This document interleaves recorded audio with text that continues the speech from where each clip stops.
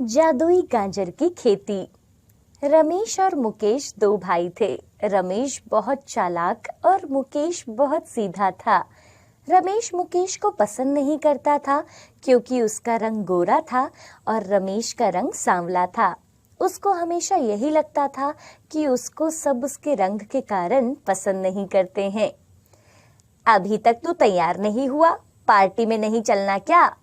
भाई, मुझे तैयार होने में ज्यादा वक्त थोड़ी ना लगता है। एक काम करो, आप तैयार हो जाओ।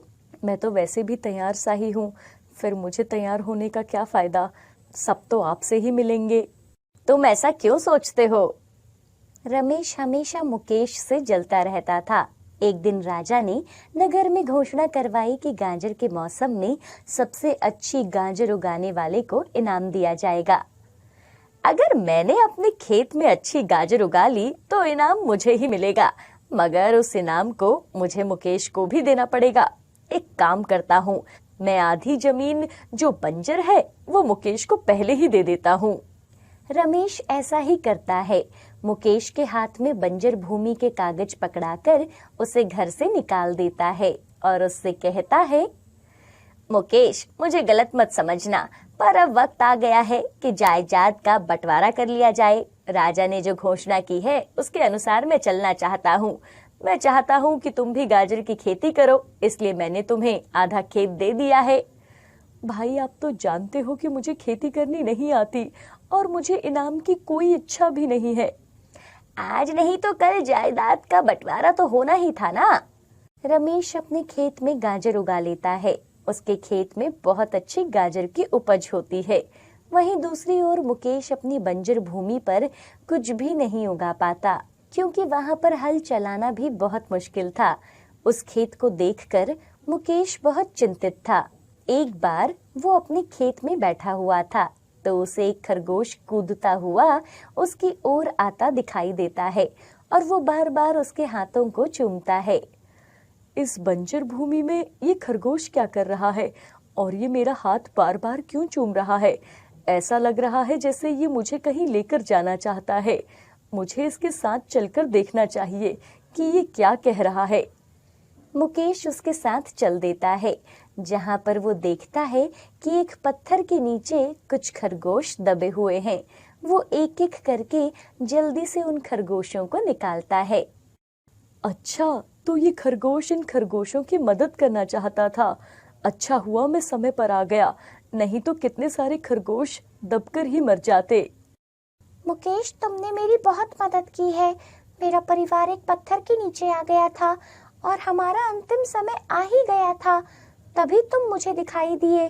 तुम्हें मैंने मदद के लिए बुलाया और तुमने हमारी मदद की, जिसकी वजह से हमारी जान बच पाई। हम तुम्हारा उपकार कभी नहीं भूल सकते। मुझे इस बात की खुशी है कि मैं तुम सबको बचा पाया, और उससे भी ज्यादा खुशी इस बात की है कि मैं किसी के काम आ पाया। तुमने जो हमारी मदद की है, इसलिए हम तुम्हें ये गाजर देना चाहते हैं। ये कोई मामूली गाजर नहीं है, बल्कि एक जादुई गाजर है। इससे जो मांगोगे वो तुम्हें मिल जाएगा। ऐसा भी कभी होता है भला कि एक गाजर सब कुछ दे सके? अगर विश्वास नहीं है तो आजमा कर देख लो। मुकेश बहुत दिनों से भूखा था, इसलिए उसने गाजर से कुछ खाने की मांग करी।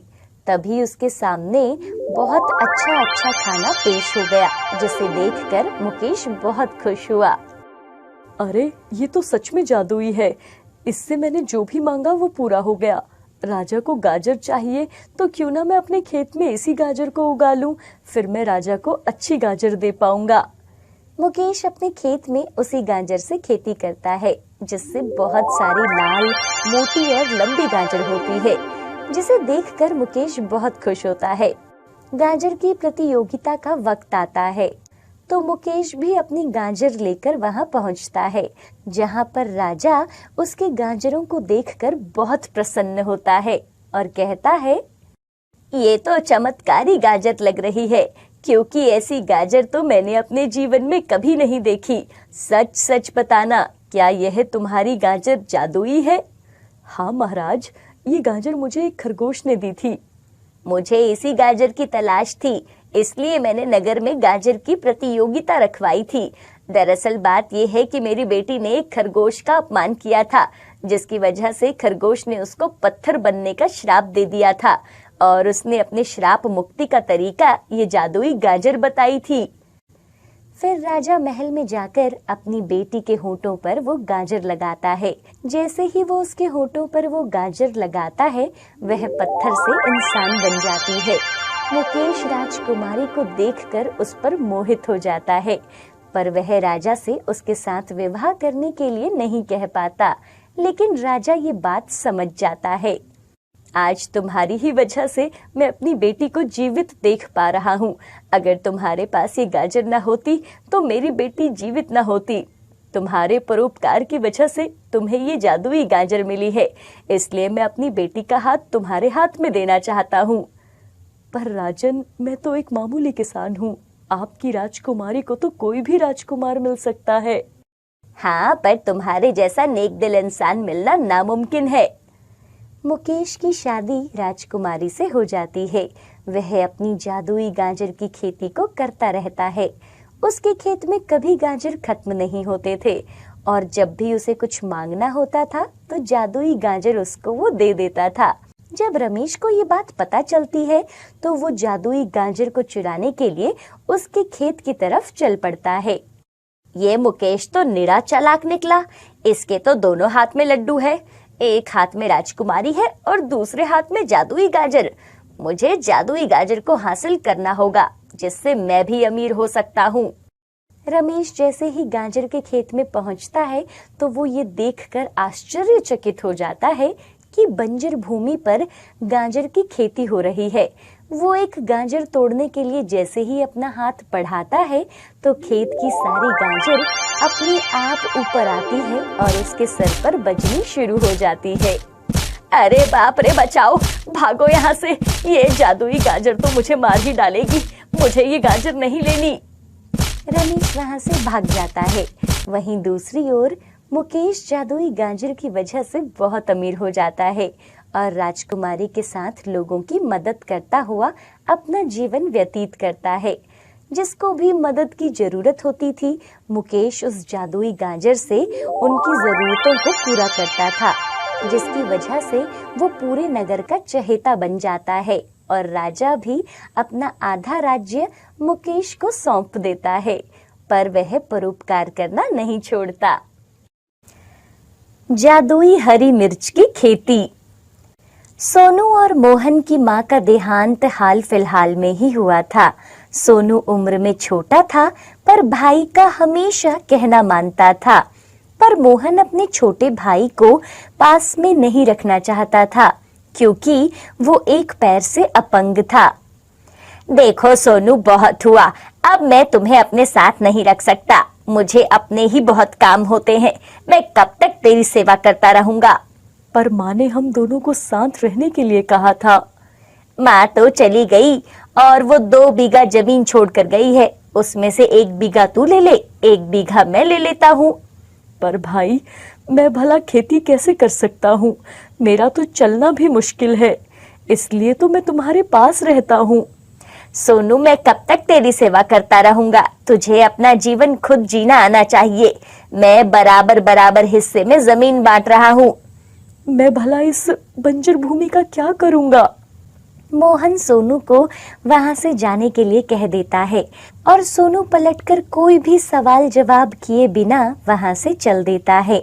वह अपाहिज होने की वजह से कोई काम नहीं कर सकता था, इसलिए वह अपनी बंजर भूमि के पास जाकर रोने लगता है। माँ, तुम मुझे छोड़कर कहाँ चली गई? अब मैं तुम्हारे बिना कैसे जीऊंगा? भाई ने तो मुझे छोड़ दिया, अब तो मैं किसी काम का नहीं रहा। जब सोनू इन सब बातों को सोचकर रो रहा था, तभी उसे किसी के करहाने की आवाज सुनाई देती है। उसने पास जाकर देखा तो वहां एक तोता घायल अवस्था में पड़ा हुआ था। अरे, इस तोते को तो बहुत चोट आई है। अगर इसको सही समय पर औषधि नहीं मिली तो यह बेचारा मर जाएगा। मुझे औषधि का ज्ञान है, मैं अभी इसे ठीक कर देता हूँ। सोनू खिसकता हुआ पास की झाड़ियों में से जड़ी बूटियां चुनकर लाता है और तोते के पंखों पर लगाता है, जिससे तोते को बहुत आराम मिलता है। फिर वह पास की नदी से पानी लाकर तोते को पिलाता है और कुछ दिन तक वहीं पर उसकी सेवा करता है।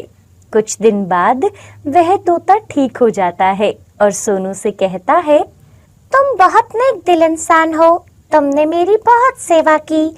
आज के समय में कोई भला किसी पक्षी को कहाँ बचाता है।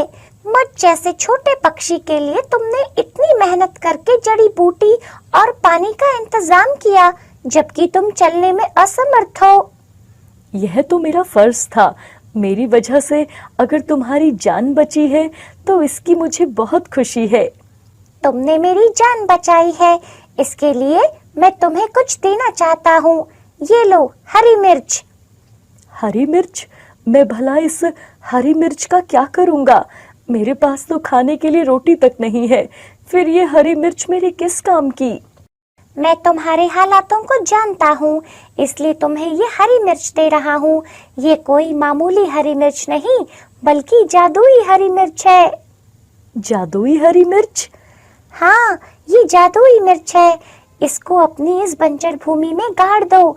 ये हरी मिर्च अपना असर दिखाना शुरू कर देगी। सोनू ऐसा ही करता है और हरी मिर्च को गड्ढा करके उसमें डाल देता है। थोड़ी देर बाद ही उस गड्ढे में से एक प्रकाश निकलता है और पूरा खेत हरी मिर्चों से भर जाता है। हे भगवान, इस बंजर भूमि पे हरी मिर्च की खेती, ये कैसे संभव हो सकता है? बंजर भूमि पर तो कुछ भी पैदावार संभव नहीं थी। यही तो इसका जादू है। ये हरी मिर्च की खेती कभी खत्म नहीं होगी। अब इसमें से एक हरी मिर्च तोड़कर तुम भी खा लो। तोते के कहने पर सोनू हरी मिर्च तोड़कर खा लेता है। तभी उसको ये एहसास होता है कि उसका पैर ठीक हो गया है और उसके अंदर जो थकान और भूख थी वो भी मिट गई है। सच में ये तो जादुई मिर्च निकली। मेरा बचपन से पैर खराब था, जिसकी वजह से मैं ना चल सकता था और ना ही दौड़ सकता था। मेरा बस यही सपना था कि मैं भाग सकूं। आज इस हरी मिर्च को खाकर मैं अपने पैरों पर खड़ा हो पाया हूँ। मेरे लिए एक सपना सा है जो पूरा हो गया है। यही तो मैं तुम्हें समझाना चाह रहा था कि ये कोई मिर्च मामूली हरी मिर्च नहीं, जादुई हरी मिर्च है। तुम जादुई हरी मिर्च की खेती से बहुत कुछ कर सकते हो। तुमने मेरी जान बचाई है, इसलिए ये तोहफा मैं सिर्फ तुमको ही देना चाहता हूँ। सोनू हरी मिर्च की खेती पाकर बहुत खुश होता है। वह उन हरी मिर्च को तोड़कर बाजार में बेचता है। उसकी हरी मिर्च पूरे बाजार में सबसे अच्छी होती है। हर कोई उसकी हरी मिर्च खरीदना चाहता है, जिसकी वजह से वो बहुत अमीर हो जाता है।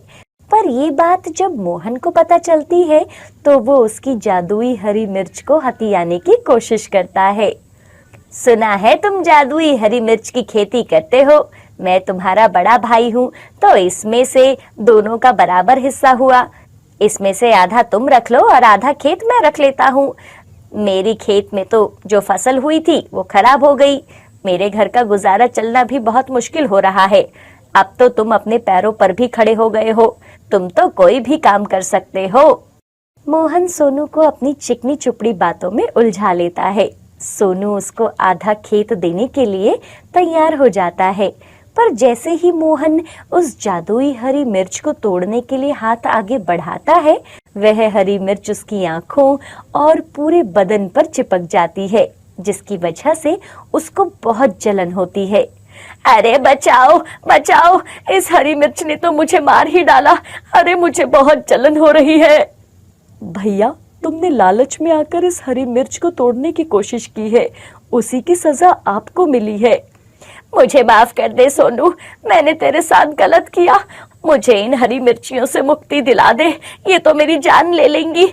आगे से मैं तुझे कभी परेशान नहीं करूंगा और ना ही इन हरी मिर्चों को हाथ लगाऊंगा।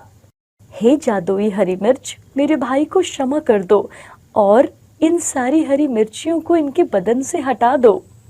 सोनू के कहने पर हरी मिर्च मोहन के बदन से हट जाती है और मोहन वहां से भाग जाता है और वो कभी भी पीछे पलटकर नहीं देखता। वहीं दूसरी ओर सोनू उन हरी मिर्च की मदद से बहुत अमीर हो जाता है और उन्हें लोगों की भलाई के लिए काम में लाता है। एक दिन एक आदमी उदास बैठा हुआ था। सोनू उसके पास जाकर पूछता है, क्या बात है भाई, तुम इतने उदास क्यों बैठे हो? मेरी बेटी की कल शादी है और ससुराल वालों ने बहुत ज्यादा दहेज मांगा है, जिसकी वजह से मैं बहुत परेशान हूँ। मेरे पास तो कुछ भी नहीं है।